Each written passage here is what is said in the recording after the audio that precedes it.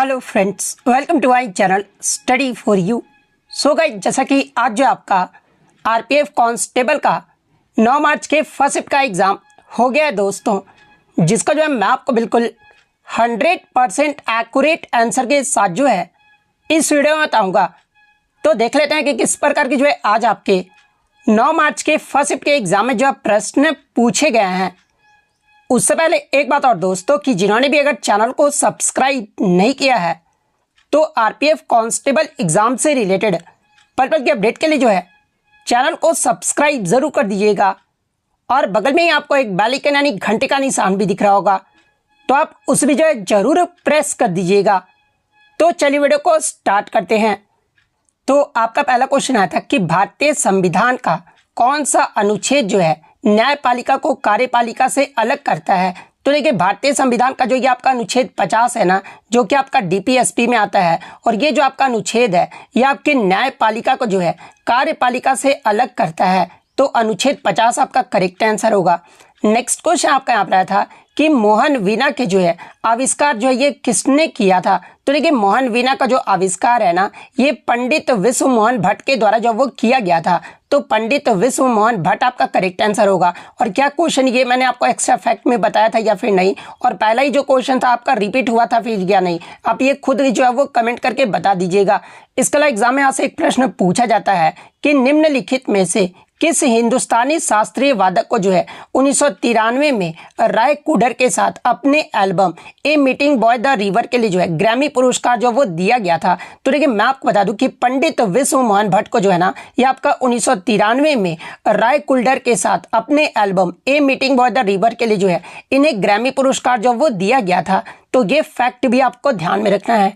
Next question आपका यहाँ पर आया था कि पंडित रविशंकर का संबंध ये जो है किस वाद्य यंत्र से है। तो देखिए, पंडित रविशंकर की बात कर ले तो ये जो आपके सितार वाद्य यंत्र से संबंधित है। तो सितार आपका करेक्ट आंसर होगा। और इनके अगर पुरस्कार की बात कर ले तो देखिए, पंडित रविशंकर को 1999 में जो है इन्हें भारत रत्न पुरस्कार से सम्मानित किया गया था।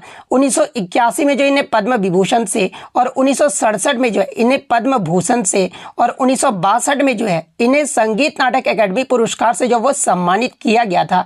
तो ये फैक्ट भी आपको ध्यान में रखना है। अब देखिए, मैं आपको बता दूं कि आज ही के शिफ्ट में आपके 3 वाद्य यंत्र और उनके कलाकार का नाम पूछ दिया गया है। तो आगे के शिफ्ट में भी आपसे यहां से प्रश्न बनेगा। तो देखिए, अगर संतूर वादक की बात कर ले तो देखिए, पंडित शिव कुमार शर्मा और भजन सुपारी इन दोनों का जो संबंध है ना, ये आपके संतूर वाद्य यंत्र से है। हरिप्रसाद चौरसिया और पन्नालाल घोष इन दोनों का जो संबंध है ये आपका बांसुरी वाद्य यंत्र से है। तबला वादक की बात कर ले तो देखिए, जाकिर हुसैन, अल्लाह रखा खां, साबिर खान, पंडित किशन महाराज, पंडित ज्ञान प्रकाश घोष ये जो आपके तबला वाद्यंत्र से संबंधित है। सरोद वाद्यंत्र की बात कर ले तो देखिए, अलाउद्दीन खान, अली अकबर खान, अमजद अली खान, बुद्धदेव दास गुप्ता ये जो आपके सरोद वाद्यंत्र से संबंधित है। शहनाई वादक में आपके बिस्मिल्लाह खान, कृष्णाराम चौधरी, अली अहमद हुसैन आ जाते हैं। सितार वाद्यंत्र में पंडित रविशंकर, शाहिद परवेज खान, बुद्धादित्य मुखर्जी, अनुष्का शंकर ये जो आपके सितार वाद्यंत्र से संबंधित है। सारंगी वाद्यंत्र की बात कर ले तो देखिए, शकूर खान, पंडित राम नारायण, रमेश मिश्रा और सुल्तान खान ये जो आपके सारंगी वाद्यंत्र से संबंधित है। वीणा वादक की बात कर ले तो देखिए, वीणा वादक में आपके अयंकिरी श्याम सुंदरम और दोरई स्वामी अयंकर इन दोनों का जो संबंध है ना, ये आपके वीणा वाद्यंत्र से है। रुद्र वीणा की बात कर ले तो देखिए, रुद्र वीणा में आपके जिया मोइनुद्दीन डागर आ जाते हैं। अब आप बोलेंगे कि सर जिया मोइनुद्दीन डागर वीणा में लिखा गया है, तो ये आपका थोड़ा सा गलत लिखा गया, थोड़ा आप इसको करेक्शन कर लीजिएगा। ये जो आपके जिया मोइनुद्दीन डागर है ना, ये आपके रुद्र वीणा से संबंधित है। और असद अली खान भी जो है ये आपके रुद्र वीणा से संबंधित है। मोहन वीणा की बात कर ले तो देखिए, पंडित विश्व मोहन भट्ट को ही जो है ये आपका मोहन वीणा का आविष्कारक कहा जाता है। वायलिन वादक की बात कर ले तो देखिए, Sushri Gopal Krishnan, Shrimati M Rajam, N R. Muralidharan, M Chandrasekharan, V G Jog और लालगुड़ी जयरामन इन सभी का जो संबंध है ना, ये आपके वायलिन वाद्यंत्र से है। घटम की बात कर ले तो देखिए, टी.एच. विनायक राम, ई.एम. सुब्रमण्यम ये जो आपके घटम वाद्यंत्र से संबंधित है। मृदंगम की बात कर ले तो देखिए, के.बी. प्रसाद, एस.वी. राजा रॉय और उमलियापुरम शिवरामन ये जो आपके मृदंगम से संबंधित है। यू श्रीनिवास जो ये आपके मैंडोलिन से संबंधित है। तोताराम शर्मा ये आपके पखावाज से संबंधित है। अन्नपूर्णा देवी की बात कर ले तो ये आपके सुरबहार से संबंधित है। ब्रजभूषण काबरा जो है ये आपके गिटार वाद्यंत्र से संबंधित है। तो ये सारे फैक्ट जो आपको ध्यान में रखना है। नेक्स्ट आपका क्वेश्चन यहाँ पर आया था कि एम.एस. गोपाल कृष्ण ये जो आपके किस वाद्य यंत्र से जुड़े हुए हैं। तो देखिए एम.एस. गोपाल कृष्णन की बात कर ले तो ये जो आपके कर्नाटक संगीत के क्षेत्र में ये जो आपके एक वायलिन वादक थे, तो वायलिन वादक आपका करेक्ट आंसर होगा। नेक्स्ट क्वेश्चन आपका यहाँ पर आया था कि भारत और ऑस्ट्रेलिया के आतंकवाद विरोधी बैठक जो है ये आपका 2024 में कहां पर हुआ था। तो देखिए 2024 में भारत और ऑस्ट्रेलिया के आतंकवाद विरोधी जो बैठक है ना ये आपका अगस्त 2024 में जो ये आपका नई दिल्ली में आयोजित किया गया था। और ये जो आपके कितने नंबर की जो ये आपका सहयोग बैठक रहा था, तो ये जो आपका 14वें नंबर का जो है ये आपका सहयोग बैठक रहा था। तो नई दिल्ली आपका करेक्ट आंसर होगा। इसके अलावा बात कर ले 15वीं जो बैठक है ये कहां पर आयोजित किया जाएगा, तो ये आपका कैनबरा में आयोजित किया जाएगा। तो ये फैक्ट भी आपको ध्यान में रखना है। नेक्स्ट क्वेश्चन आपका यहाँ पर आता है कि स्वर्णिम चतुर्भुज राजमार्ग नेटवर्क जाल की जो कुल लंबाई ये क्या है। तो अब आप ये बताइए कि ये क्वेश्चन मैंने आपको एक्स्ट्रा फैक्ट में करवाया था फिर या नहीं। तो जो भी मेरा 3 घंटे का जो मैराथन वीडियो देखे होंगे ना, इजिली मैं 100% ये गारंटी देता हूँ कि आज के शिफ्ट में जो है 35 से 40 क्वेश्चन जो है ना वो इजिली जो वो करके आ गए होंगे अगर 3 घंटे का मैराथन वीडियो देख कर आए होंगे। लेकिन वो जब उनका सिलेक्शन हो जाएगा तो मेरा नाम कहीं भी नहीं लेंगे, लेकिन कोई बात नहीं, कोई दिक्कत नहीं। उससे मुझे स्वर्णिम चतुर्भुज राजमार्ग की कुल लंबाई की बात कर ले तो ये जो आपका भारत की जो है सबसे बड़ी राजमार्ग परियोजना है। और दुनिया की बात कर ले तो ये जो आपका 5वां सबसे लंबी राजमार्ग परियोजना है। और इसकी जो कुल लंबाई है ना ये आपका 5846 किलोमीटर है। तो 5846 किलोमीटर आपका करेक्ट आंसर होगा। इसके अलावा मैं आपको बता दूं कि ये जो आपका स्वर्णिम जो चतुर्भुज परियोजना है ना ये आपके भारत के 12 राज्य और 1 केंद्र शासित प्रदेश से होकर गुजरता है। तो ये पॉइंट भी आप ध्यान में रखिएगा। तो ये तो हो गया आपका राज्य और केंद्र शासित प्रदेश के बारे में। अगर पूछा जाए कि स्वर्णिम चतुर्भुज परियोजना कितने शहरों से गुजरता है, तो ये आपका टोटल 4 शहरों से जो वो गुजरता है। और 4 शहरों का लंबाई भी आपसे एग्जाम में पूछा जाता है। और इसमें जो आपका सबसे लंबा जो गलियारा है ना ये आपका कोलकाता चेन्नई जो स्वर्णिम चतुर्भुज परियोजना है ये आपका सबसे लंबा गलियारा है। और दिल्ली कोलकाता की अगर लंबाई की बात कर ले तो ये आपका 1453 किलोमीटर है। चेन्नई मुंबई का अगर पूछा जाए तो ये आपका 1290 किलोमीटर है। कोलकाता चेन्नई ये आपका 1684 किलोमीटर है। और मुंबई और दिल्ली जो है ना ये आपका 1419 किलोमीटर है। तो ये सारे फैक्ट जो आपको ध्यान में रखना है। एक क्वेश्चन जो आपका सीजनल अनएम्प्लॉयमेंट से देखने को मिला था, यानी मौसमी जो बेरोजगारी है ना ये क्या होती है। तो देखिए मौसमी बेरोजगारी एक प्रकार है जिसमें लोग जो है ना वर्ष के कुछ महीनों के दौरान जो है नौकरियां ढूंढने में जो ये आपके सक्षम नहीं हो पाते हैं। और ये जो आपका मौसमी बेरोजगारी है ना ये आपके ग्रामीण और शहरी दोनों क्षेत्रों में जो ये आपको देखने को मिलता है। तो इनमें से आपका जो भी पूछा गया होगा मैंने आपको जो यहाँ पर बता दिया है।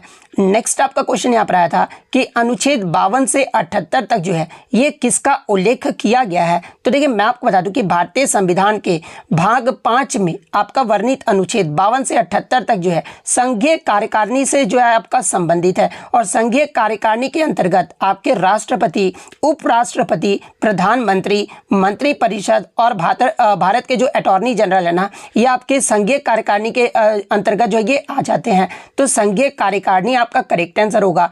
इसके अलावा मैं आपको बता दूं कि भारत के जो राष्ट्रपति होते हैं ना ये भारत के सर्वोच्च अधिकारी होते हैं। और इन्हें जो आपका देश का प्रथम नागरिक एवं सभी सशस्त्र बलों का जो है सर्वोच्च सेनापति भी जो वो कहा जाता है। तो ये फैक्ट भी आपको ध्यान में रखना है।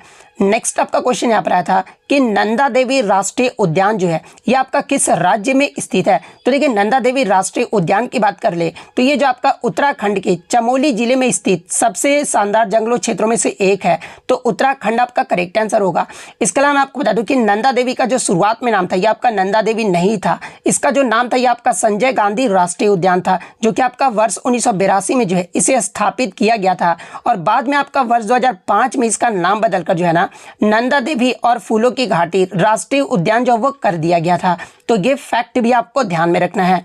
नेक्स्ट आपका क्वेश्चन यहाँ पर आया था कि काकोरी जो ट्रेन डकैती है ना ये कब हुआ था। तो देखिए काकोरी जो ट्रेन एक्शन है ना जो कि आपका एक ट्रेन डकैती था जो कि आपका 9 अगस्त 1925 को जो है ये आपके लखनऊ के पास काकोरी नामक गांव में जो है ब्रिटिश राज के खिलाफ भारतीय स्वतंत्रता आंदोलन के क्रांतिकारियों के द्वारा जो ये आपका किया गया था।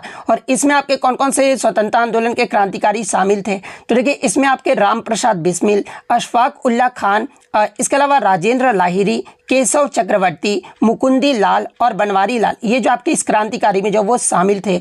इसके अलावा मैं आपको बता दूं कि स्वतंत्रता सेनानियों में राम प्रसाद बिस्मिल, अशफाक उल्लाह खान और रोशन सिंह को जो है काकोड़ी षड्यंत्र में शामिल होने के आरोप में जो है इन्हें आपका 19 दिसंबर 1927 को जो है ये आपका फांसी भी जो वो दे दिया गया था। तो ये फैक्ट भी आपको ध्यान में रखना है। तो आपसे कब पूछा गया था, तो ये आपका 9 अगस्त 1925 आपका करेक्ट आंसर होगा। नेक्स्ट आपका यहाँ पर क्वेश्चन आया था कि कौन से भारतीय हॉकी खिलाड़ी को जो है वर्ष 2024 के लिए FIH player of the year का जो खिताब है ना ये आपका दिया गया है। तो देखिए 2024 के लिए FIH player of the year का जो खिताब है ना ये आपके भारतीय हॉकी खिलाड़ी हरमनप्रीत सिंह को जो ये आपका दिया गया है। तो हरमनप्रीत सिंह आपका करेक्ट आंसर होगा। इसके अलावा मैं आपको बता दूं कि 2024 के लिए जो है FIH goalkeeper of the year का जो खिताब है ना ये आपके पूर्व गोलकीपर PR श्रीजेश को जो वो दिया गया, क्योंकि PR श्रीजेश जो आप संन्यास जो वो ले लिए हैं इसलिए मैं यहाँ पर पूर्व जो वो लगा दिया हूँ। तो अगर आपसे गोलकीपर का पूछा गया होगा तो PR श्रीजेश आपका करेक्ट आंसर होगा। अगर सिर्फ आपसे प्लेयर ऑफ द ईयर का पूछा गया होगा तो हरमनप्रीत सिंह आपका करेक्ट आंसर होगा। तो इन दोनों में से आपका जो भी पूछा गया होगा मैंने आपको जो यहाँ पर बता दिया है। नेक्स्ट आपका क्वेश्चन यहाँ पर आया था कि माउंट बेटन को जो है भारत का वासराय किस अधिनियम के तहत जो ये आपका जो वो बनाया गया था। तो देखिए माउंट बेटन जो है ना जो कि आपके ब्रिटिश भारत के अंतिम वासराय के रूप में जो ये आपके प्रसिद्ध थे और उन्हें 1947 के मार्च में जो ये आपका नियुक्त जो वो किया गया था। तो 1947 वाला अधिनियम आपका यहाँ पे करेक्ट आंसर होगा। माउंट बेटन योजना तो 1947 ऑप्शन में आपका दिया गया था, तो 1947 आपका करेक्ट आंसर होगा।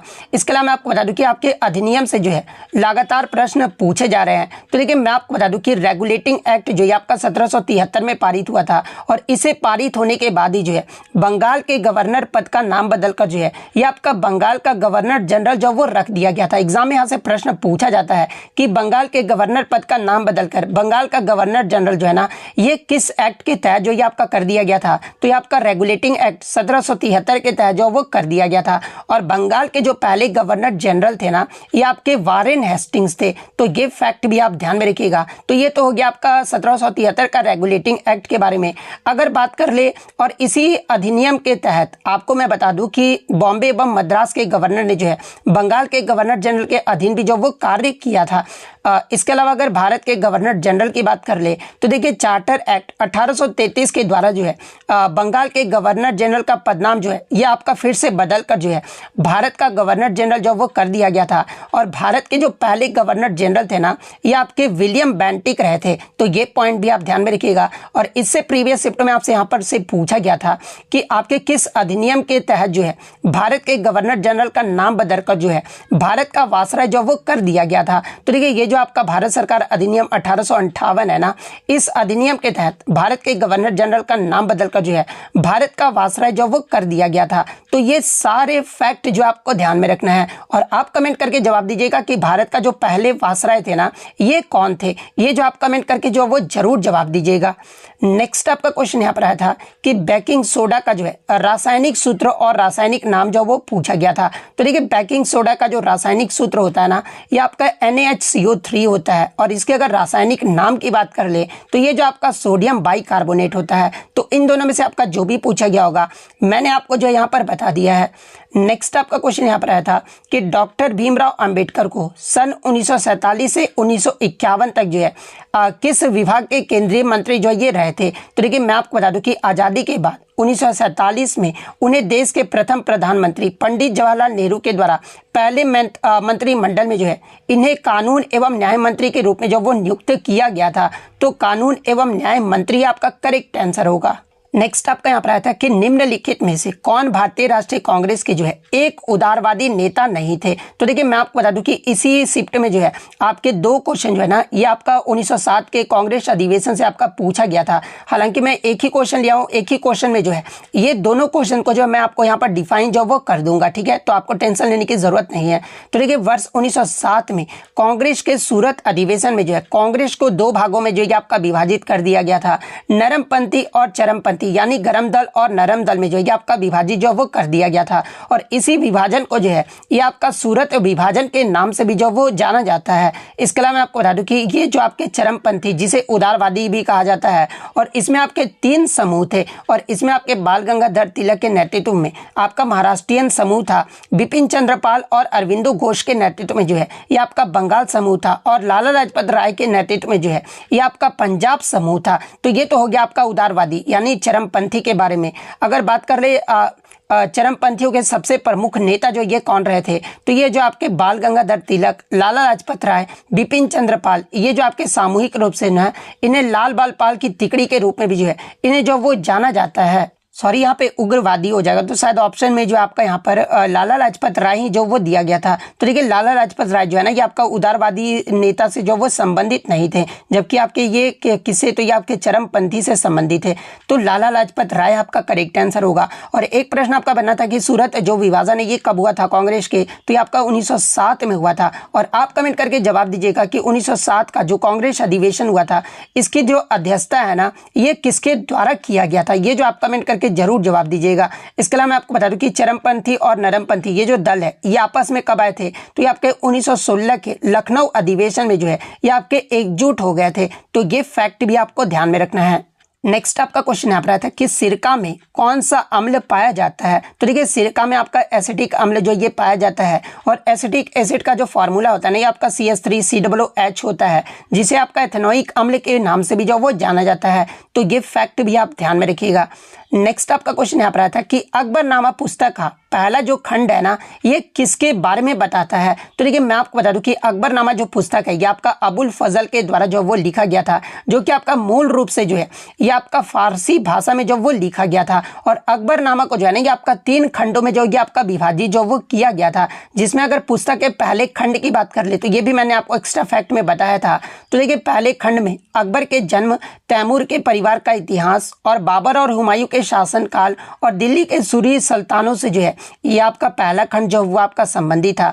दूसरे खंड की बात कर ले तो ये जो आपका वर्ष 1602 तक जो है अकबर के शासनकाल के विस्तृत इतिहास का वर्णन जो इसमें किया गया है, और अकबर के शासनकाल के दौरान की घटनाओं का भी जो है इसमें आपका दर्ज जो वो किया गया है। तो ये जो आपका दूसरा खंड रहा था। तीसरे खंड को आपका आईने अकबरी के नाम से जो वो जाना जाता है। हालांकि मैं आपको दूसरे खंड के बारे में एक और बात बता देता हूँ कि इस पर आपका ये भी प्रकाश डाला गया था दूसरे खंड में कि बैरम खान और अकबर ने जो है हेमू के खिलाफ पानीपत की जो दूसरी लड़ाई है ये आपका 1556 में जीती थी। ये आपका दूसरे खंड में ही जो आपका बताया गया था। और तीसरे खंड को जो ये आपका अकबरनामा आईने अकबरी के रूप में जाना जाता है।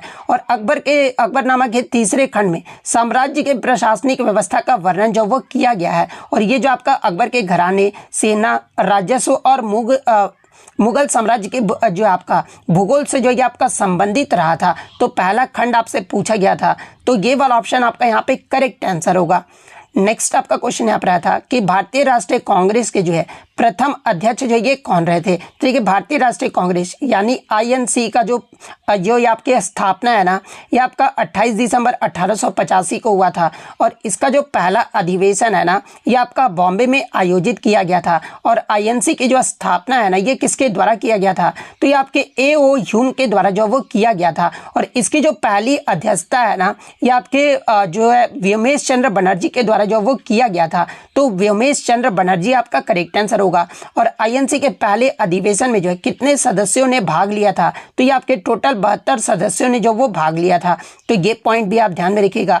और यहाँ से एग्जाम में एक प्रश्न पूछा जाता है कि जब भारतीय राष्ट्रीय कांग्रेस यानी INC की स्थापना हुई थी ना उस समय जो आपके भारत के वासराय कौन रहे थे, तो इस समय जो भारत के वासराय है ना ये आपके डफरिन रहे थे। तो ये पॉइंट भी आप ध्यान में रखिएगा।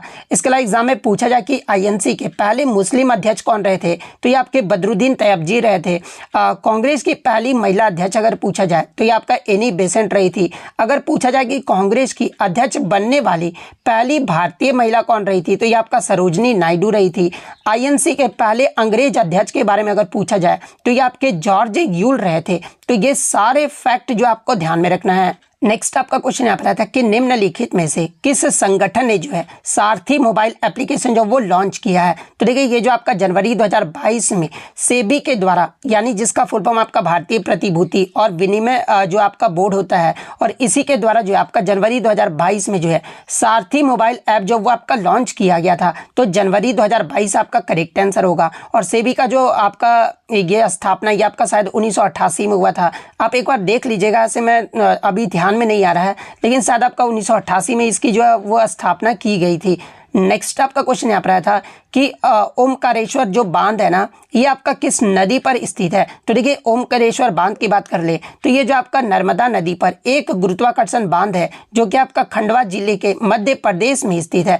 तो नर्मदा नदी आपका करेक्ट आंसर होगा। इसके अलावा अगर अन्य बांध की बात कर ले तो देखिए पोंग बांध जो है ना, ये आपका ब्यास नदी पर स्थित है। मैटूर बांध की बात कर ले तो ये जो आपका तमिलनाडु के सेलम जिले में कावेरी नदी पर स्थित है। तो ये फैक्ट भी आप ध्यान में रखिएगा। नेक्स्ट आपका क्वेश्चन यहाँ पर आता है कि हाल ही में किस राज्य ने जो है बालिका शिक्षा को बढ़ावा देने के लिए मुख्यमंत्री संतुष्ट मोइना योजना जो है ना, ये आपका शुरू किया गया था। हालांकि क्वेश्चन आपका थोड़ा उल्टा जो है वो पूछा गया था, लेकिन मैंने इसको सही करेक्शन करके जो आपको बता दिया है। तो देखिए हाल ही में आपका 2024 में जो है राज्य में बालिका शिक्षा को बढ़ावा देने के लिए मुख्यमंत्री संतुष्ट मोइना योजना जो है ना, ये आपका असम सरकार के द्वारा जो है इसे शुरू किया गया है। और ये जो आपका बालिका शिक्षा को बढ़ावा देने और बाल विवाह को समाप्त करने के लिए ये आपका जून 2024 में जो है ये आपका इस योजना को जब वो शुरू किया गया था, और राज्य मंत्रिमंडल के द्वारा स्वीकृत इस योजना के तहत लगभग 10 लाख छात्राओं को जो है वित्तीय सहायता जो वो प्रदान किया जाता है। तो असम आपका यहाँ पे करेक्ट आंसर होगा। हालांकि प्रश्न इस प्रकार से था कि असम जून 2024 में जो है आपका जो बालिकाओं को शिक्षा को बढ़ावा देने के लिए किस राज्य में जो है आपका कौन सी योजना जो ये आपका शुरू किया गया असम राज्य में। तो ये आपका ऑप्शन में आपका मोइन योजना जो ये आपका दिया गया था। तो निजुत मोइन योजना आपका करेक्ट आंसर होगा।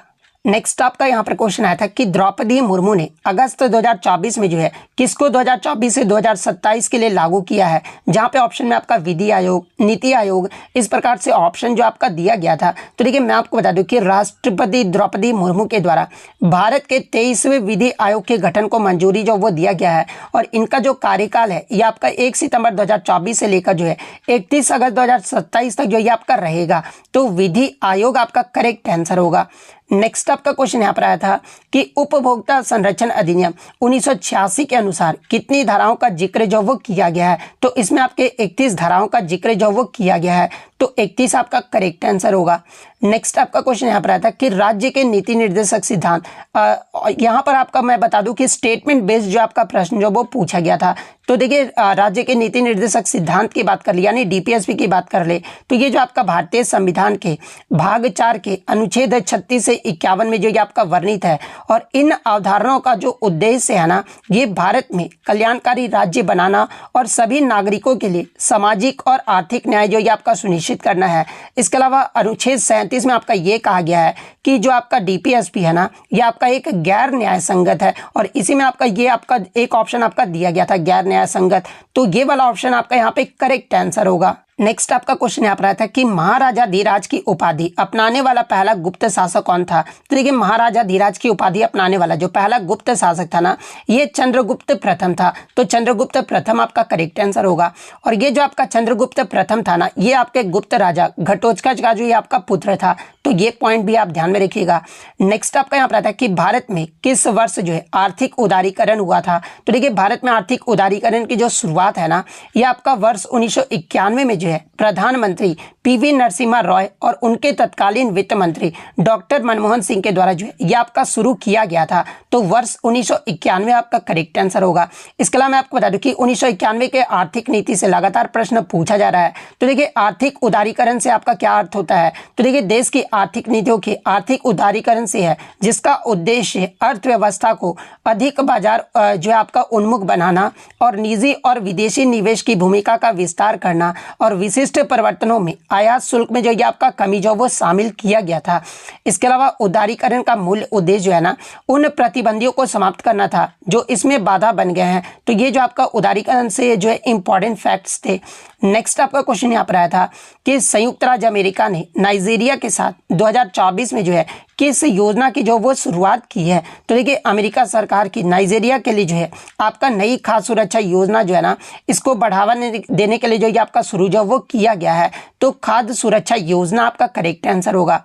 नेक्स्ट आपका क्वेश्चन यहाँ पर आया था कि भारत का संपूर्ण उत्तरी मैदान जो है ना, ये किस प्रकार का मिट्टी से बना है? तो देखिए भारत का जो संपूर्ण उत्तरी मैदान है ना, ये आपका जलोढ़ मिट्टी से जो ये आपका बना हुआ है। तो जलोढ़ मिट्टी आपका करेक्ट आंसर होगा।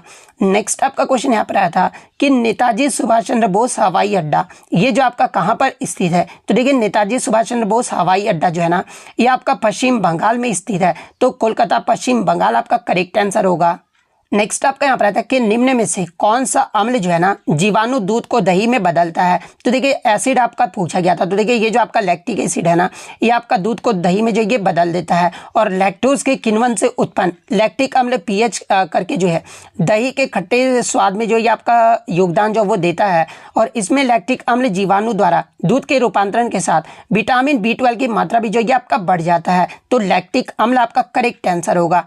नेक्स्ट आपका क्वेश्चन यहाँ पर आया था कि भारतीय परिषद अधिनियम 1909 को जो है ना, ये किस रूप में जो वो जाना जाता है? तो देखिए भारतीय परिषद अधिनियम 1909 जिसे आमतौर पर जो है ये आपका मार्लो मिंटो या फिर मिंटो मार्ले सुधार के नाम से जो वो जाना जाता है। और इसे आपका यूनाइटेड किंगडम की संसद का एक अधिनियम था जो ब्रिटिश भारत के शासन में भारतीयों की भागीदारी में जो है ये आपका सीमित वृद्धि जो वो लाता था। तो मार्ले मिंटो सुधार आपका करेक्ट आंसर होगा।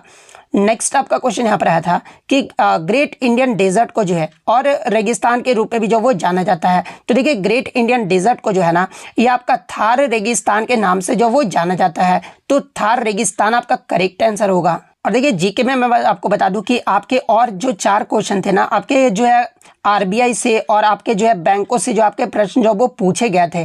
तो और एक आपका क्रेडिट कार्ड, इस तरह से भी कोई क्वेश्चन देखने को मिला था। तो 45 क्वेश्चन तो मैंने आपको बता दिया। और जो आपका कुछ क्वेश्चन बच गए हैं वो आपके करंट अफेयर्स से ही जो वो पूछे गए थे। तो करंट अफेयर्स के प्रश्न उतने बच्चे को याद नहीं रहते हैं। कुछ जो आसान करंट अफेयर्स था वो मैंने आपको बता दिया है। तो टोटल आपको 50 जीके जीएस क्वेश्चन देने का जो वो प्रयास किया था।